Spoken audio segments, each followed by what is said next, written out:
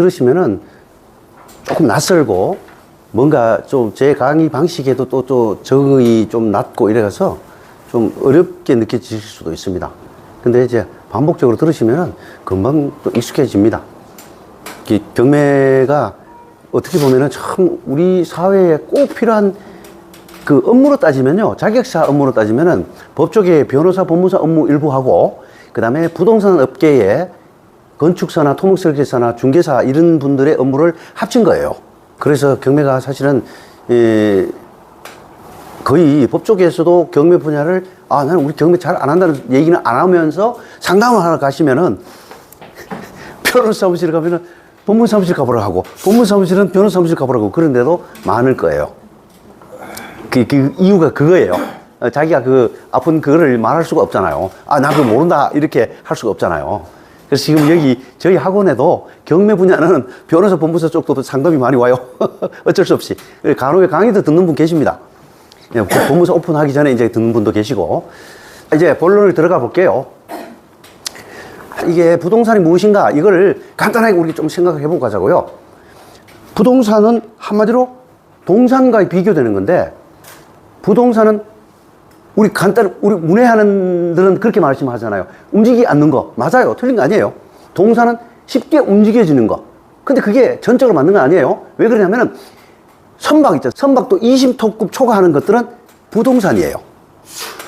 항해하고 바다에 떠돌아다니지만 그건 부동산이에요. 부동산 취급해요. 그래서 자동차도 마찬가지예요. 자동차 경매장에 나오면 법원에 가서 낙찰 받죠? 그래서 그런 거예요. 자동차도 사실은 동산이지만은 부동산에 보는 거예요. 민사집행법상은. 그래서 부동산은 움직이지 않는 거, 부동산은 움직인 거, 이거는 그냥 90%는 맞는 건데 올바른 정의는 아니다라는 말씀을 드리고요. 그럼 그 부동산이 뭔데? 자, 보시자고요. 우리는 이제 공부를 하면 정확하게 근거 중심, 법 근거 중심, 성문법이든 판례든 근거 중심으로 공부를 하시는 습관을 들여야 돼요. 유튜브는 제가 동기부여 정도로 하고 더 이상 보지 말라는 이유가 그거예요.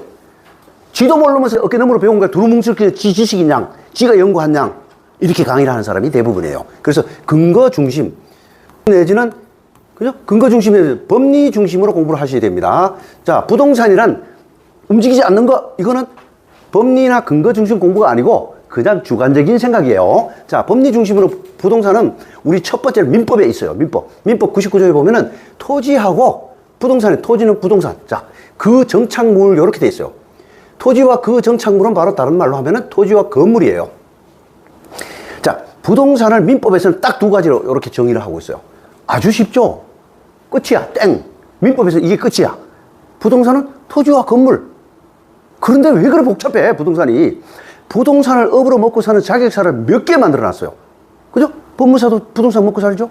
변호사도 마찬가지죠. 중개사, 토목설계사, 건축사, 각종 기사들 전부 부동산을 직업으로 자격사를 만들 정도로 부동산이 복잡해요. 그 이유를 좀 보시자고요. 자, 민법은 간단하게 토지와 건물이 부동산인데 공간정보법이라는 게 있어요. 공간정보법. 옛날에 지적법 들어보셨을 거예요. 그죠? 지적법. 이 지적법이 지금 공간정보법으로 바뀌었어요. 지적법에서는 28개 토지 지목을 종류로 규정하고 있어요. 자, 전답, 과수원, 이거 농지를 하죠? 목장, 용지, 임야, 뭐 무슨 각종 이렇게 해서 28개 용도를 규정하고 있어요. 이 용도마다 다 달라요. 이게 하나하나 따로 부동산이야. 법령이 다 달라요. 그리고 요걸 통제하기 위해서 농지법이 만들어져 있어요. 그죠? 그런 식으로 또 다른 목장, 용지나 임야나 이런 거, 요거는 임야를 통제하기 위해서 굉장히 많은 법령이 만들어져 있어요. 우리가 쉽게 말해서 그냥 산지관리법이라는 것도 첫 번째 임야를 통제하기 위해서 만들어져 있는 거거든요. 이 임야를 산지관리법이라는 게 있는데 그 산지관리법이 또 등장, 농지법 등장, 뭐 이런 식으로 28개 용도가 단행법이 각종 법이 다 있어요. 그래서 부동산이 민법에 의하면 토지와 건물에 불과한데 이 토지가 이쪽으로 오면은 공간정보법에 28개 부동산으로 확장돼 버린 거야. 자, 오늘 이게 간단하지만 이걸 큰 숲에 해당하는 겁니다. 이런 것들을 아셔야 돼요. 그 다음에 건물은요, 건축법으로 딱 왔더니 어시고 민법의 건물이 여기는 29개 건축물 용도로 딱 확장돼 버린 거예요. 그럼 뭐 우리가 다 들어보셔서 아신다고요. 아시지만은 그걸 구슬이 서말아도 꿰질 못한 거야. 지금까지 못 깨우셨던 거야. 다 살아오시면서 다 알고 계셔, 웬만한 걸. 근데 그것들을 한 줄에 딱 구슬에 꿰는 순간 전문가가 되는 거예요. 고소가 되는 겁니다. 그래서 단독주택, 공동주택, 일종 건생 들어보셨을 거예요. 이종 건생 뭐 등등, 그죠? 각종 이 건축물의 용도가 29개 건축물 용도로 확장되어 버려요. 이건 토지, 이거는 건물. 이렇게 민법의 토지와 건물은, 부동산은 토지와 건물이다라는 이 간단한 것이 행정법에 의해서, 특별법에 의해서 이렇게 확장되어 버린 거예요. 그래서 부동산이 어려운 거예요. 그래서 요 일부 건축 관련된 이런 것들은 건축사, 자기차를 갖다 붙인 거야. 안 되니까 일반인들은. 공간정보법 이런 걸 지적 측량하고 이런 거, 그죠? 토목설계사라든지 측량사 같은 이런 사람 자격사를 정부에서 국가 전문 자격사를 만들어가지고 여기가 갖다 붙인 거예요. 그리고 이런 것들을 두 가지를 거래하는 거, 거래를 도와준 거, 중개주, 그죠? 중개사잖아. 이런 식으로. 이렇게 부동산이 복잡하게 확장된 거를 아셔야 돼요. 그러면은 요 PPT 한 장 가지고 부동산이 벌써 숲이 그려진 거야. 제대로. 숲이. 그리고 여기 토지와 건물 민법에 하나 이렇게 발전해 왔어요. 그 다음에 이 세 번째, 네 번째, 요게 세 번째가 국토계획법 등이야. 요 원래 국토계획법 말고 건축법 등등 여러 가지 법이 있는데, 요 있다, 그죠? 국토계획법, 농지법, 산지법 등이라고 되어 있는데, 여기서는 이건 토지의 종류, 요거는 건축물의 종류, 여기는 뭘 한다? 행위를 제한하는 거야. 건물을 지으면, 집을 지으면은 건폐율을 어떻게 하고, 용적률을 어떻게 하고, 도로는 어떻게 하고, 그 다음에 그런 것들을 행위를, 건축 행위를 할 수 있다, 없다, 이런 거. 개발 행위를 할 수 있다, 없다, 이런 것들이 전부 여기에 해당하는 거예요. 자, 이 부동산이 민법상의 토지와 건물인 부동산이 이렇게 확장되는 거예요. 여러분, 토지가 확장, 건물의 확장, 이거는 행위, 건축 행위와 개발 행위를 이 법령들 속에 다 집어넣는 거예요. 근데 이걸 누가 가르쳐? 안 가르쳐, 아무도. 그러니까 우리는 모르는 거야. 이게 부동산이 전부예요. 수표를 그린 거예요, 이미. 그래서 저희 학원에서 이제, 자, 기본반, 심화반, 특수물권반 올라가면서 하나하나 단계별로 쫙 다 이렇게 공부를 시켜드립니다. 이걸 모르는데 학원 같은 데 보면은 엉터리 학원이 너무 많아요, 지금 전국에. 강단에 서서는 안 되는 자들이 막 뻥으로 막 강의하고, 부동산 쉽다, 경매 쉽다, 그냥 아무것도 아니냐. 그런 걸, 좀 제 강의를 통해서 좀 인지를 하시면 좋겠습니다. 자, 국토계획법 등에서 이 지역, 용도, 지역, 지구, 구역제를 하고 있어요. 그래서 용도 지역의 전형적인 게 뭐 주거지역, 일종주거, 이종주거 이런 것도 있지만은 많이 들어보셨을 거예요. 계획관리지역. 우리 중개사들이 토지하는 사람들 좋아하는 거. 아, 계획관리지역이라서 거기는요, 걱정하지 마세요. 괜찮다. 개발행위 다 된다. 맞는 말일까요? 틀린 말일까요? 틀린 말이에요. 그지도 모르면서 막 계획관리지역이 다 개발이 되는 것처럼. 오히려 전반적으로 조례에서 계획관리지역이 개발을 많이 허용을 하고 있지만은 지자체에 따라서는요, 오히려 자연 녹지 지역에 더 개발을 허용하는 경우도 종목이 간혹 있어요. 그래서 케이스 바이 케이스예요. 그래서 무조건 계획관리지역이 좋다 이렇게 단정적으로 말하면 안 돼요. 자, 그리고 건축행위와 개발행위, 요거 건축행위, 개발행위, 요거를 행위 제한을 건축법이나 농지법 이런 데서 합니다. 산지법. 자, 농지법 같은 경우는 농지증 당장 딱 증명하잖아요. 농지가 붙어 있으면요, 텃밭이 조그마한 게 한 2평짜리 있어도 농지증 붙여야 돼요. 농지증. 이게 농지법, 농지증이 이제 딱 딜레마가 되는 거예요.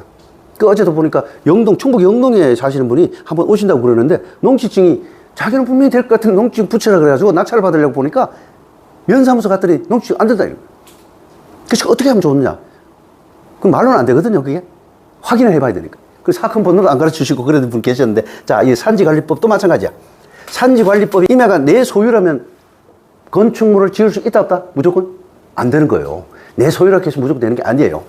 이 용도 지역 구역, 지역 지구 구역제에 대한 행위 제한을 평가해 봐야 돼요. 그 지자체에서 허용하느냐 안 하느냐 이것도 알아보셔야 돼요. 그래서 자, 이런 식으로 이게 부동산이에요. 부동산이란 것은 민법의 99조에서는 토지와 건물로 단순하게 있는데, 이렇게 토지 확장, 건물 확장, 행위 확장, 이렇게 세 가지로 이게 이제 사실 아까 제가 수익률 분석과 수익 분석 다르다 그랬죠? 수익 분석에 해당하는 이게 바로 이걸 알아야 수익 분석이 가능해요. 예를 들어서 농지가 하나 있어. 어떤 농지가 하나 있어. 그 농지를 내가 농지를 개발해가지고 다른 걸로 용도 변경하려고 해요. 그 건물도 짓고 이러려면 이 농지법에서 어떤 농림지역 뭐 등등 이런 거 있잖아요, 그죠? 농업보호구역 뭐 이런 것들, 그 행위 제한을 검토를 해보셔야 되는 거예요. 그게 그 농지의 미래의 가치가 되는 거예요. 되면은 가치가 높은 거고, 이 제한 때문에 농지 전용이 안 되면은 가치가 낮은 거죠. 이게 수익 분석이에요. 무슨 뭐 수익률 분석, 그까지고 수익 분석을 착각하는 사람이 대부분이에요. 그래서 AI가 아무리 발전해도 수익 분석인 당분을 못 들어와요. 쉽게 파고들지를 못해요. 자, 이게 이제 부동산이란 무엇인가를 이제 큰 틀에서 수법을 그려드렸습니다. 그 다음에 경매란 무엇인가? 그 좀 뒷페이지 어디 있을 거예요. 자, 부동산을 봤으니까 우리 부동산 경매를 한번 보시자고요. 부동산 경매를. 경매는 그럼 무엇인가? 오셨으니까 부동산 경매의 기초예요. 보통 일반인들이 우리 학원은 이 전문가들도 마찬가지입니다만은 경매라 그러면은 일단은 권리 분석, 물건 분석을 하고 상권 분석하고 물건 분석 같은 걸 볼게요. 요걸 상가는 상권 분석으로 되겠죠. 그죠? 상가. 그 다음에 수익 분석. 요렇게 권리 분석하고 물건 분석하고 수익 분석해서 낙찰을 받아서 수익을 창출하는 것이 경매다. 그죠? 한마디로. 수프로는 요게 경매야. 누구나 다 알아. 그런데 문제는 권리 분석, 물건 분석, 수익 분석을 요게 문제야. 어떻게 하는데? 방법을 모르잖아. 이게 바로 일반인과 전문가의 차이예요. 요거 때문에 공부를 하시는 거예요. 그리고 이걸 공부를 하셔야 드디어 바닥까지 내려온 걸 내 거로 만들 수가 있어요. 그렇지 않으면 내 거로 못 만들어요. 그림이 떡이에요. 내가 아무리 부진하고 새벽 잠 안 자고 일어나가지고 손품을 아무리 팔고 발품을 1월마다 발품 팔아도 안 돼요. 낙찰 받았다가 괜히 계약금만 날린단 말이에요. 그래서 이걸 어떻게 하느냐가 이제 문제예요. 자, 요 어떻게 한번 보시자고요. 약간 좀 더 들어갈게요.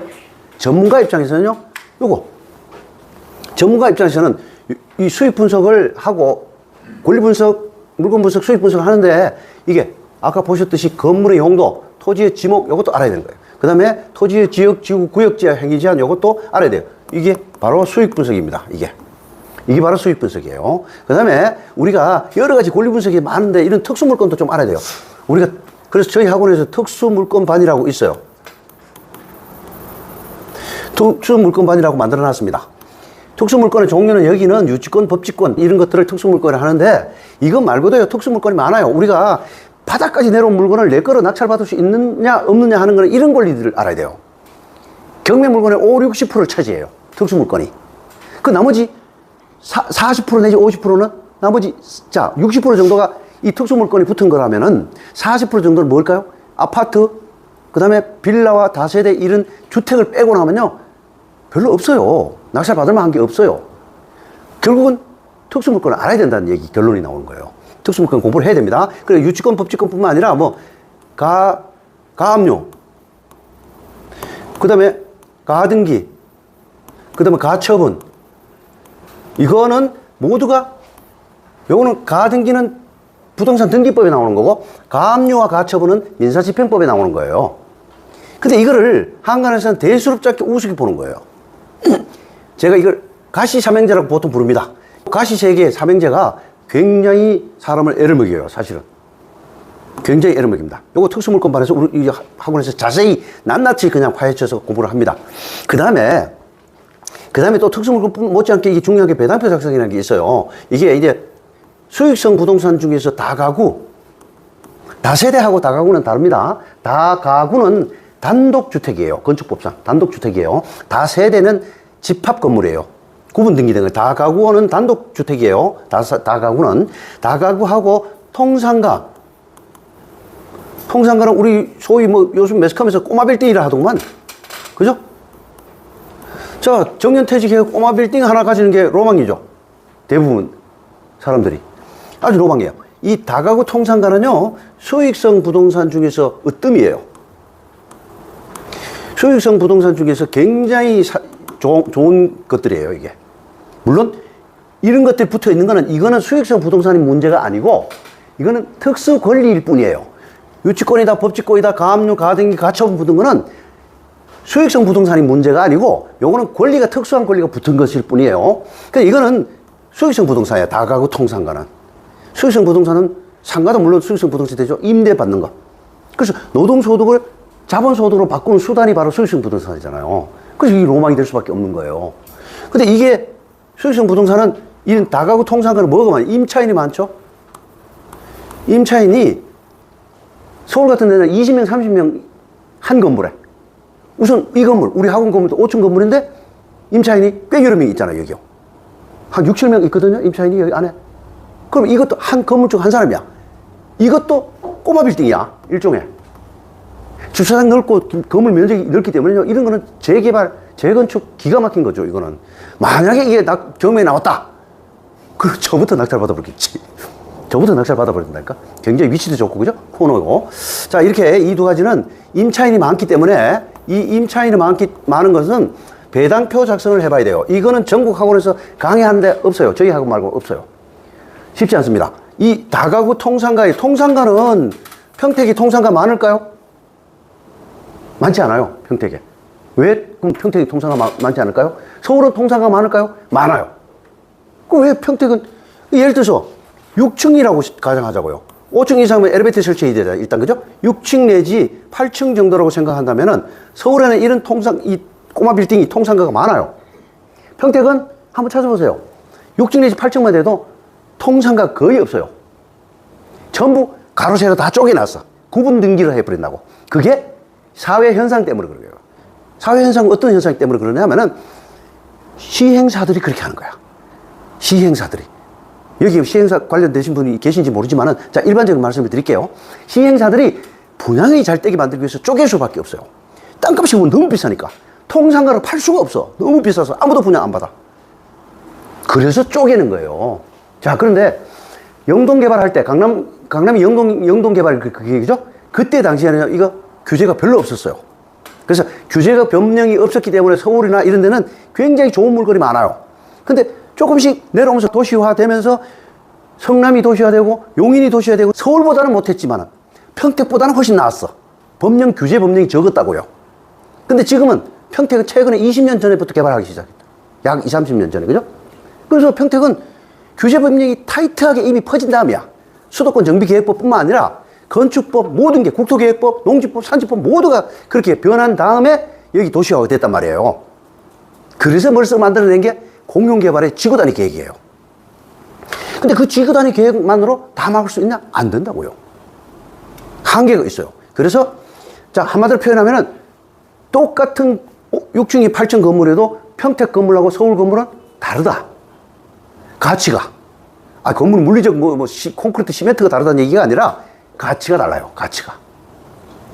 자, 이런 것들을 이제 아셔야 돼요. 그래서 임차인이 많으면은 수익성 부동산은 이런 것들이 지역에 내려오면서 달라요. 수도권 다르고, 그 다음에 지방도 달라요. 그래서 이 다가구 통상가는 임차인이 많기 때문에 배당표 작성을 해보지 않으면요, 이 많은 임차인 중에 주인법 상인법에 의해서 낙찰자가 인수해야 되는 사람이 등장해요. 그 내가 다른 사람인데 안 뺏기려고 최대한 높이 썼는데 인수하는 보증금이 2명, 3명 막 나와버린다. 그러면 내가 혹다는 거야. 코피 터진 거예요. 한마디로. 그래서 사람들이 포기해버린 거예요. 잔금 납부를 포기하는 거예요. 이걸 배당표 작성이 굉장히 중요해요.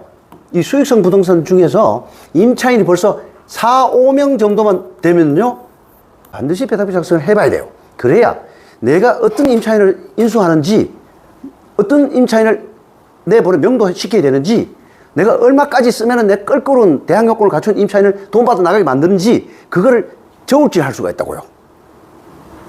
굉장히 중요해요. 근데 이게 굉장히 복잡해. 간단하지 않아요. 왜? 수익성 부동산 중에 왕좌에 있는 다가구 통상가거든? 그러니 이게 배당표 작성이 어려워요. 그래서 저희는 특수물건반에하고 실전투자반에서 이 2번 걸쳐서 합니다. 이거를 하면은 벌써 경매 물건요, 60%, 60% 정도는 제대로 바닥까지 내려온 걸 내가 핸들링 할 수 있게 됩니다. 그리고 이게 굉장히 중요한데도 서울 강남에 있는 경매학원 이거 강의할 것 같죠? 안 해요. 말로는 배당표라는 용어를 쓰지.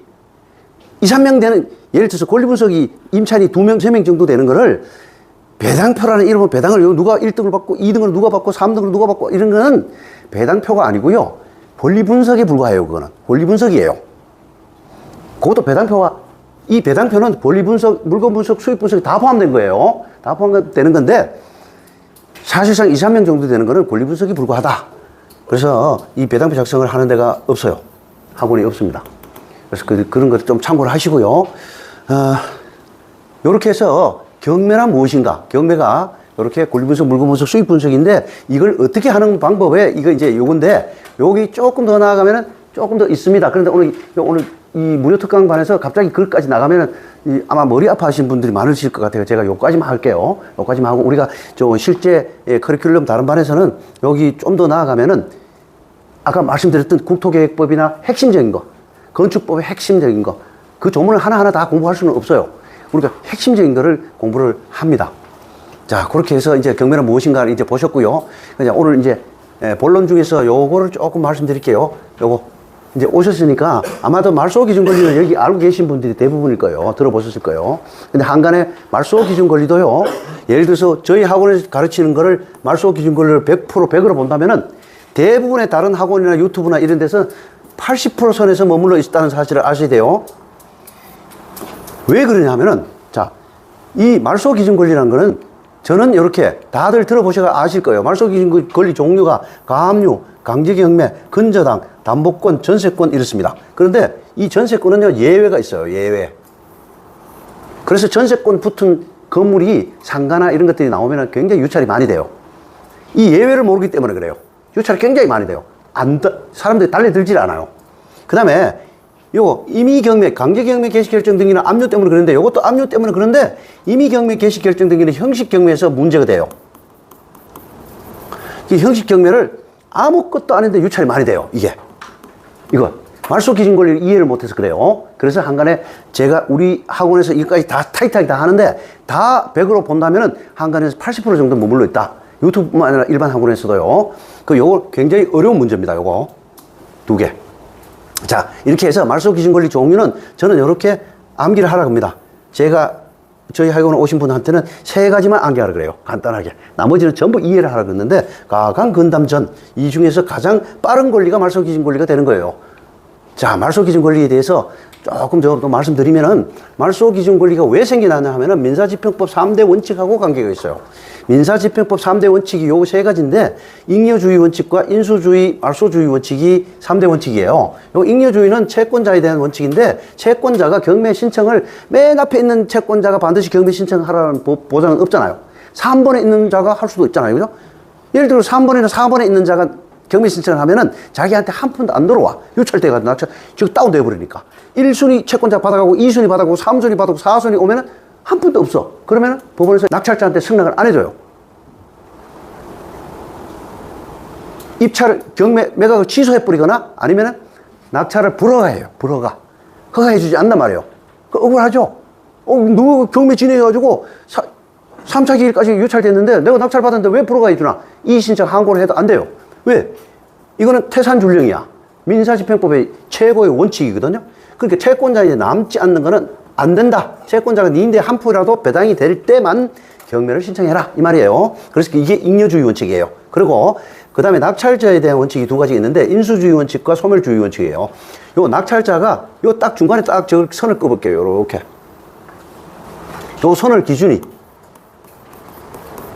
뭐? 말소 기준 권리가 되는 거예요. 이게 바로 요 기준이. 요 말소 기준 권리를 기준으로 해서 얘보다 더 빠른 권리는 대항력을 먼저 갖추거나 빠른 권리는 낙찰자 네가 인수해라. 네가 또 안어라 이 말이에요. 그리고 얘보다 말소 기준 권리보다 늦은 권리는 법원에서 전부 민사집행법에서 말소시켜 주겠다. 소멸시켜 버린 거예요. 그죠? 간단하죠. 인수. 그러니까 사람들이 간단하게 보는 거야. 문제는 여기에 예외가 있다. 아까 우리 특수물건이라는 게 굉장히 한 5, 60% 정도 차지하는 게 그것 때문에 유찰 많이 된다고 말씀을 드렸잖아요. 그죠? 여기서도 마찬가지예요. 말소 기준 권리 간단한 것처럼 보이는 거야. 그러니까 요거를 호도를 하는 거야. 바깥에서 유튜브나 엉터리 학원에서는. 엉터리 학원에서 요걸 호도해서 그냥 간단하게 말소 기준 권리보다 빠른 거는 낙찰자 인수, 더 늦은 거는 말소 이런 거야. 간단하게. 그리고 불편한 진실이 이게. 그 나머지 예외가 있다는 걸 싹 감춰본 거야. 이 예외가 누가 좋아한다? 고수들이 좋아하는 거예요. 말소되지 않는 권리가 있다고요. 가등기, 가처분, 아까 가시 삼행지 있죠? 그죠? 그런 것들. 그 다음에 유치권, 법치권, 이런 거. 특수물건이 바로 예외에 해당해요, 주로. 말소되지 않는 권리가 있어요. 그래, 이거는 원칙일 뿐이고, 말소되지 않는 걸, 이게 진짜 고수들이 좋아하는 거예요, 우리가.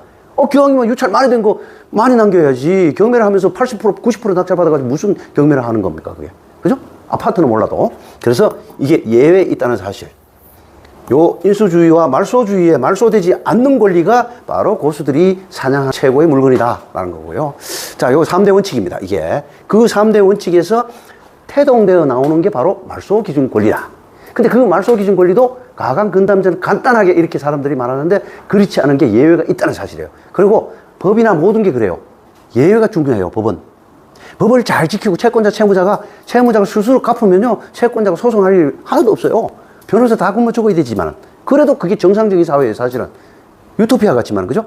하지만, 언제나 이게 채무자가 채무 변제를 하지 않는 사회가 정상이에요, 그것도. 안 갚는 사람이 나타나요. 그러면 경매로 나오는 거예요. 그럴 때, 이 예외에 해당하는 게 돈이 된다는 사실이에요. 유찰이 많이 되고. 자, 그래서 말소 기준 권리는 이 강학상의 강의를 위해서 학자들이 만들어낸 용어고요. 실정법상의 용어는 아니고 실정법적 근거는 있어요. 근거는 있는데 요 실정법상 용어는 아니고요. 강학상의 강의를 위해서 만들어낸, 저는 부동산 법학 민사집행법을 전공을 했어요. 박사과정을. 그러다 보니까 제가 여기에서는 잘 좀 깊이가 조예가 있는데 이 학자들, 저 같은 이런 사람들이 만들어낸 거예요. 그런데 법원은 어떻게 쓴다? 우리 실무, 경매 실무에서 법원은 최선순위 설정이라고 말을 써요. 같은 거예요.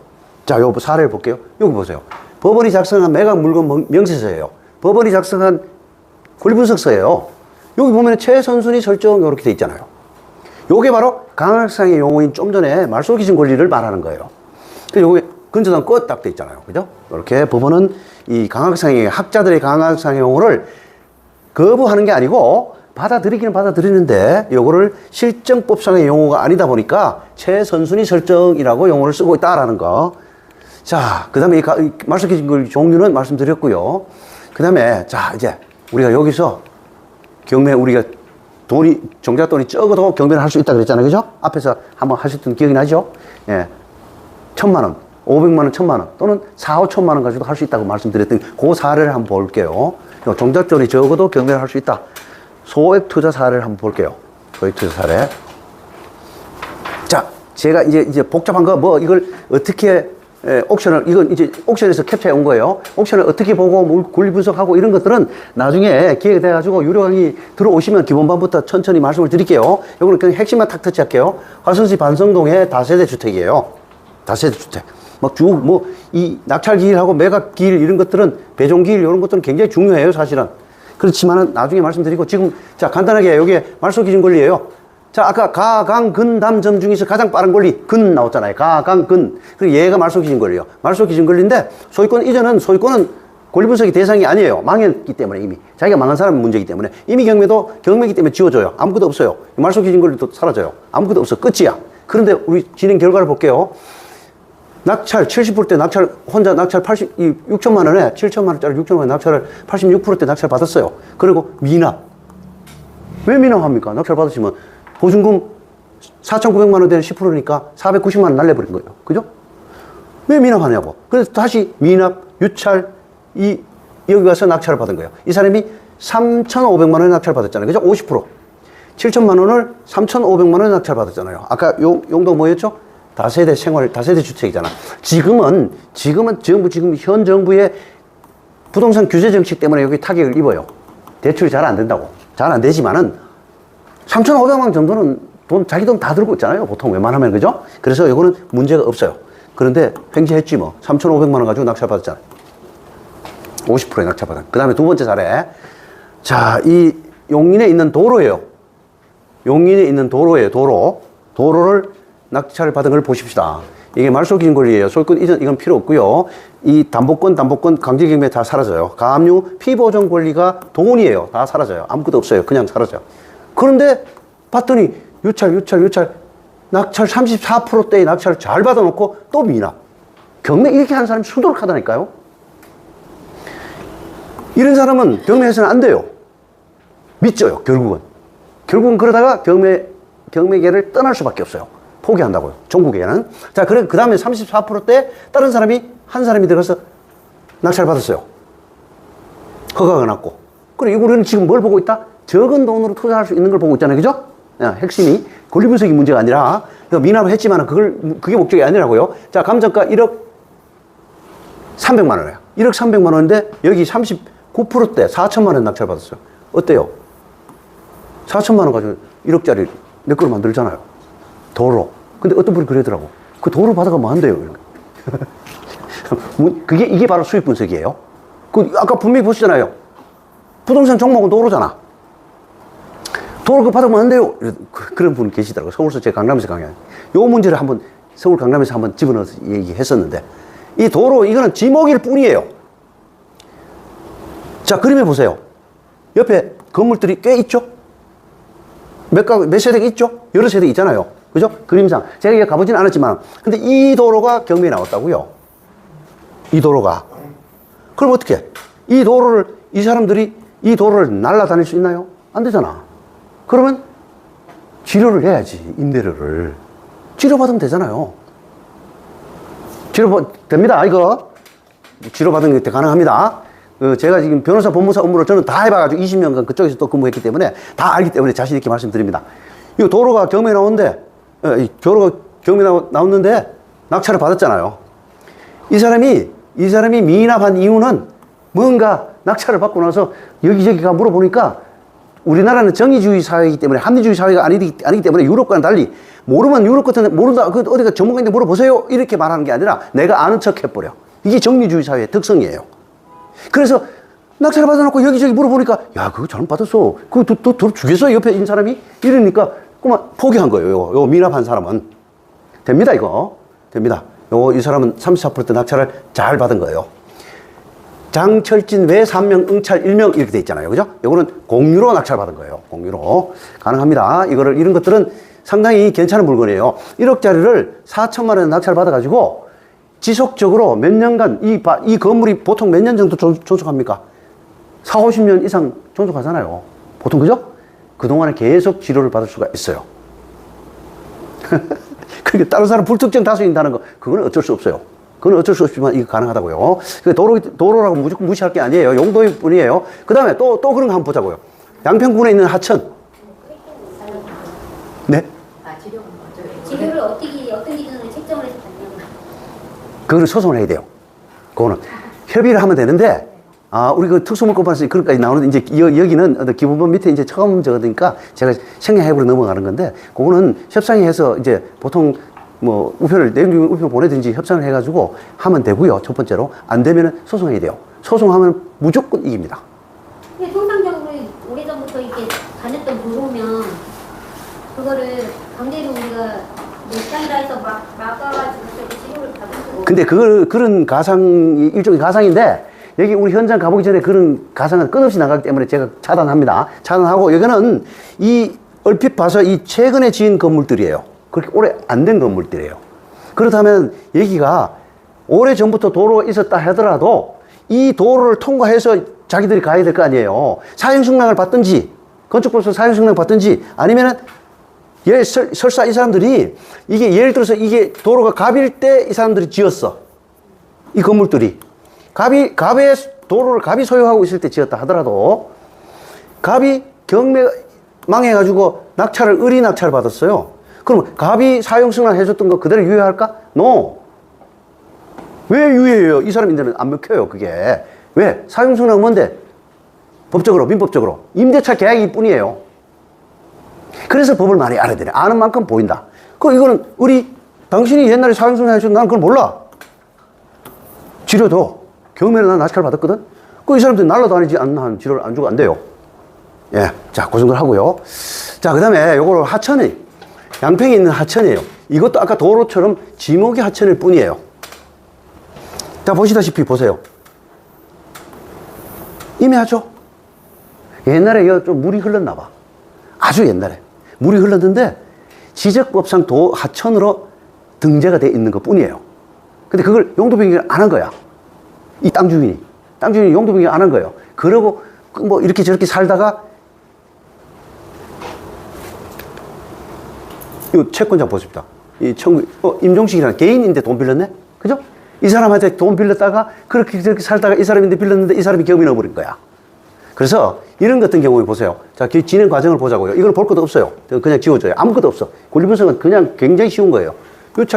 몇 번 유찰되고 낙찰을 받았는데 또 이 사람은 허가했더니 미납해요. 이런 사건이 수두룩해요. 그 다음에 배당기일까지 미납하고 다시 기일이 지정된 거예요.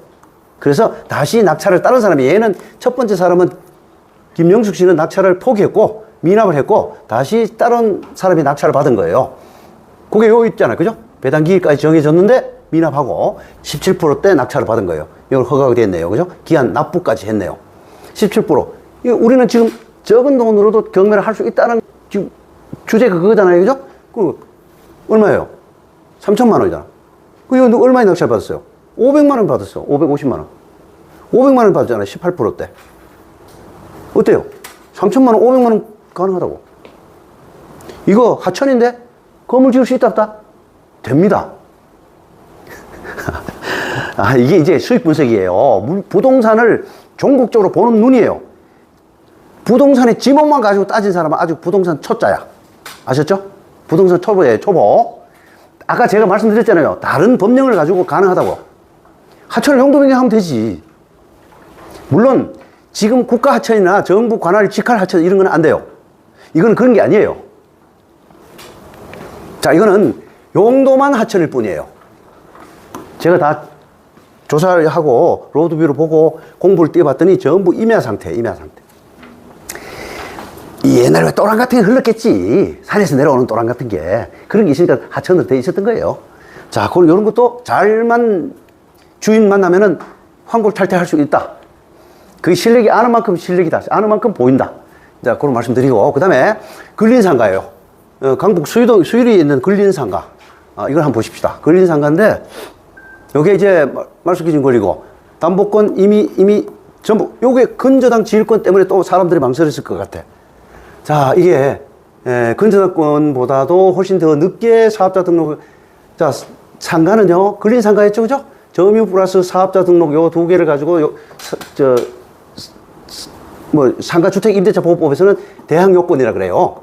대항 요건을 말소 기준 권리보다 먼저 받으면은 낙찰자 인수라고 아까 그랬잖아요. 그죠? 인수주의 또는 말소주의 그랬잖아요. 그 기준이 되는 게 말소 기준 권리라 그랬잖아. 요 말소 기준 권리가 2013년도에 설정됐기 때문에 얘들이 더 늦게 받았어. 그리고 이건 명도 대상이야. 볼 것 없어요. 신경 쓸 거 없어요. 이런 거. 경매를 하는 사람은 전체로 싸움다 기집도 가지고 있어야 돼요. 정면 돌파할 수 있어야 돼. 내가 지식 갖추고 있으면 정면 돌파해버리면 끝장이에요. 무슨 명도가 안 돼 걱정하고 그런 고민할 필요 없어요. 그런 거. 자, 이렇게 해서 보면은 진행 결과를 보면 여기도 막 유찰 몇 번 됐잖아. 낙찰 받았다 또 미납, 유찰, 또 두 번째 낙찰 받은 거. 자, 우리 29.88%의 낙찰 받았잖아요. 어때요? 감정가가 비싸니 낮은 게 그거는 차치하고, 그죠? 자, 그거는 논외를 하고요. 1억 3,400만 원 감정가인데 어떻게? 4천만 원 낙찰 받았잖아. 괜찮잖아요. 이런 게 수두룩하다니까요. 서울에도 많아요. 서울에도. 자, 이렇게 저거 할 수가 있어요. 자, 이렇게 하고 소액권 투자 자, 그 다음에 다섯 번째 소액 투자 사례 근린상가 다섯 번째 이것도 마찬가지예요. 이것도 보시면은 자, 말소 기준 권리에 쭉 이거 보존 이거는 행정법상의 특별 권력 관계에서 하는 압류예요. 이것도 보존 처분의 일종이에요. 쭉 다 말소예요. 그냥 여기까지. 그런데 보세요. 엄청 유찰됐잖아. 물론 이게 종목이 뭐죠? 근린상가니까 상권이 나빠서 그럴 수도 있어요. 그런데 구로동에 있는 게 상권이 나쁘면 얼마나 나쁜데? 이 정도 낙찰 받는 것도 상권 나쁘다고 핑계? 그건 핑계예요. 그거는 물건을 미래 가치를 볼 줄 모르는 사람들만이 하는지. 이게 지금 보세요. 수없이 유찰됐잖아. 셀 수도 없어요. 또 미납했어. 또 유찰. 그 다음에 낙찰 받았잖아. 자, 우리가 지금 목적은 뭐죠? 소액 얼마나 투자하는 그 케이스를 보고 있잖아요. 그죠? 9억 7천만 원이야. 9억 7천만 원인데 낙찰은 5%대 낙찰 받았어요. 5천만 원. 5,100만 원. 그 우리 아까 말씀드린 우리 그 수강생 낙찰 케이스하고 비슷한 거죠. 9억 7천만 원, 한 10억 가까이, 그것도 9억 7천 얼마 했어요, 그것도. 저희 수강생이 낙찰 받은 것도. 우리 수강생보다 더 잘 받았네. 5,100만 원. 우리는 8,100만 원 받았어요. 우리 그때 4명이 들어왔어, 4명이. 4명이 경합했는데, 여기는 응찰 1명이에요. 이렇게 유찰되는데 1명이야. 유동화 자산 회사에서 응찰 받은 거예요. 낙찰 받은 거예요. 굉장히 잘한 거죠. 이런 물건이 종종 있다니까요. 아까 제가 계속 단서를 달았죠? 부지런히 공부한 사람과 부지런한 사람, 검색을 열심히 했을 때 그렇단 말이에요. 검색을 열심히 하지 않으면 이건 내 거 안 돼요. 내 눈에 안 들어와. 자, 이렇게 보셨습니다. 자, 이게 소액 투자로 보는 거, 이걸 한 5개 정도를 보셨습니다. 시간상 한계 때문에 그래서 그렇지 굉장히 많아요. 찾으면 굉장히 많습니다. 그럼 얼마든지 낙찰받을 수 있죠. 자, 그 다음에 부동산의 마지막으로 이제 본론이 끝날 무렵이니까 핵심 멘트가 뭐냐면요.